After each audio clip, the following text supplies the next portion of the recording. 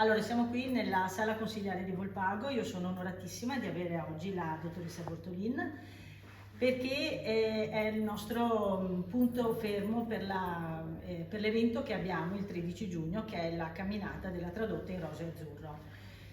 La dottoressa Bortolin è qui perché quest'anno abbiamo deciso che tutto il ricavato che ci verrà dal nostro evento verrà devoluto all'ILT, che devolverà il nostro incasso all'oncologia di Montebelluna, al reparto di oncologia di Montebelluna. Per questo, dottoressa, lei è contentissima di essere qui oggi e di essere partecipe di questo programma che stiamo realizzando. Allora, sono felice sia di essere qui oggi che di partecipare il 13 giugno qui a Volpago, perché non sarà una semplice camminata, ma sarà un evento che unirà attività fisica e quindi prevenzione oncologica, solidarietà e comunità, in cui chi parteciperà potrà dare un contributo fattivo all'acquisto di un'apparecchiatura che permetterà alle persone sottoposte a chemioterapia alopecizzante, cioè che può portare alla perdita dei capelli, di preservare i propri capelli.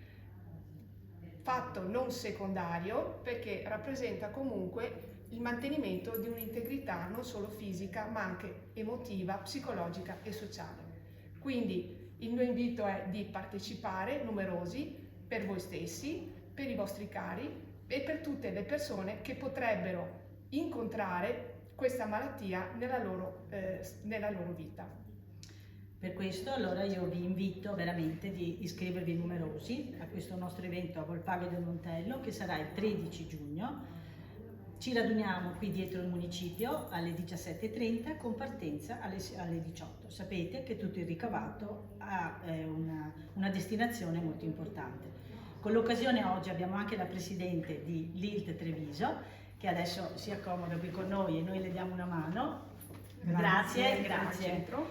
Ed ecco la forza delle donne che aiuterà a realizzare questo ulteriore desiderio per questa malattia che purtroppo fa male, sia nel fisico che nello spirito, ma noi ce la mettiamo tutta per poter aiutare. Insieme si può.